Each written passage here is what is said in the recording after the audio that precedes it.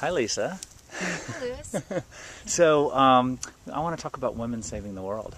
Okay, great. Me Is too. that good? Good. So, tell me who you are and what you do. My name is Lisa D, and I am the founder and president of VID00004.MP4, which is a learning center for progressive leaders who want to access their next level of vitality and creativity and their expansion for their capacity for life. And we're in Dove Creek, Colorado. So that's what I do. That's great. And so, when I told you about this concept of women saving the world and the quote from the Dalai Lama about how the world would be safe for Western women, you know, what comes up for you around that? My first response when you told me was sort of a thud to my chest, a great sense of relief. If the Dalai Lama said it, then it must be true, and at least thank goodness we have some direction.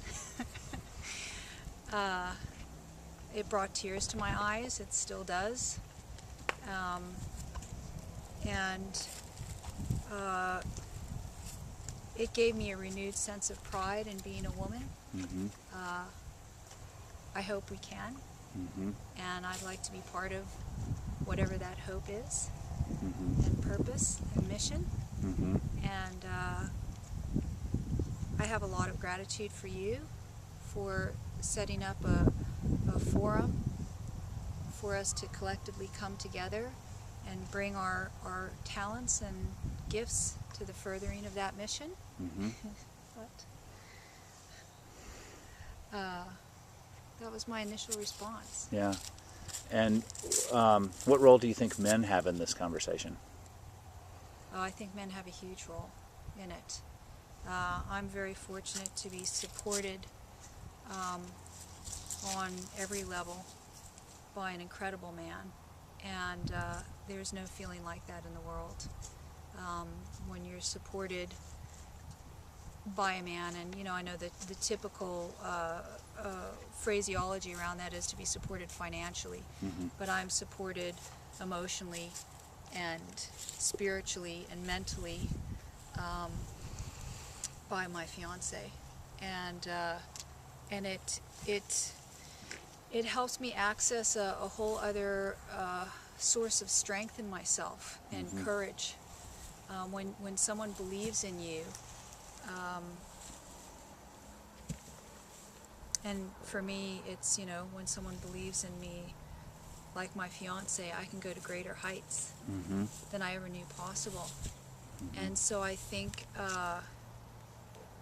it adds a level of balance and harmony. It's a wonderful invitation to that balance and harmony, what we can achieve together, as opposed to having such a definite line. It's a nice, I almost hesitate to say it this way, but it's a nice sort of reverse. If we can champion moving forward into saving the world, and we're supported in that by men, as opposed to the sort of typical man leading and woman following. I think it's an interesting dialogue. Yeah. And you actually played in the corporate male-dominated world for years and built your own companies and know intimately what that looks like. And then you made a decision to also honor that, but also transition into a place of a different kind of power with the work you're doing at VID00004. And just wondered what your thoughts were on that experience. It still brings up a lot of emotion in me. It was pretty tough, very challenging. I got to a point in myself where I realized I had disconnected from a big part of myself in order to be in that world. And the cost was too great. No matter how much money I was making, the cost to me, to my heart, was too great. And when I committed when I committed and recommitted to myself first, something wonderful happened. Mm-hmm. And I'm still experiencing the newness of that. Mm-hmm. But when I decided to reconnect with my heart and where my heart wanted to take me, my new business has sort of taken off. Mm-hmm. And it's being supported by horses and by a very, very high level of people. Mm-hmm. And so it was such a wonderful sort of validation and reward for taking that leap of faith. Mm-hmm. And I get to now do what I consider my true work, which is opening other people up to that courage in themselves to take Yeah. their own leap of faith, Mm-hmm. whatever that may look like. And maybe if we all did that, you know, maybe that's what we're talking about here as far as women saving the world. I think that women are really brave. Mm-hmm. I think we're braver than we think we know we are. And it would be nice to remember that. I agree. And as we're looking at a world that needs a lot of hands on deck right now, you know, men and women, it seems that the work that you're doing now is really about helping people with their sort of authentic leadership, and that's really valuable.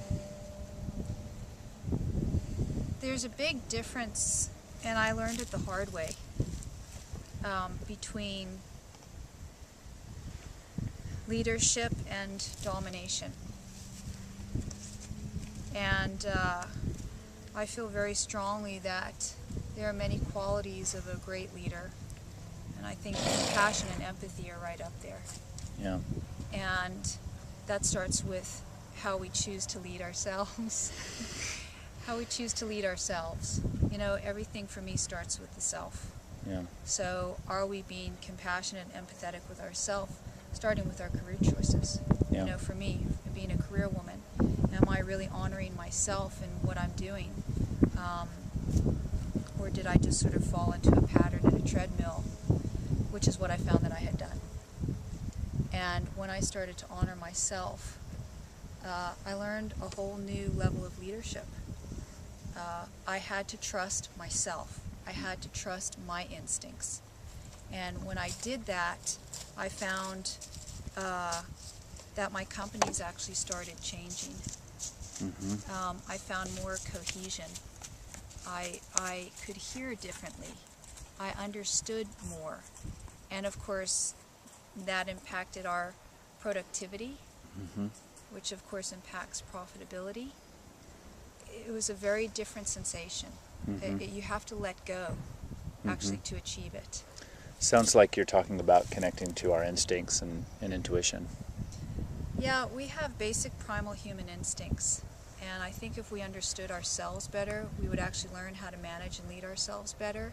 There would be less need for control over not only ourselves but others, because there would just be a basic understanding of who and how we are. And that's what I'm still learning it, and that's what I'm sharing. It's a lot easier. It's a lot different way of leading. I have a great admiration for our great leaders who have come before us, and I think we have a lot to learn from that, but I think we also have a lot to learn from our future leaders. Some of them are quite young right now, and if we can reclaim that spirit of generosity that they have, you know, I've seen it in my 5-year-old niece, that fearlessness, that knowingness, these are all things that I would like to reclaim. Great. Thank you for sharing today. You're welcome.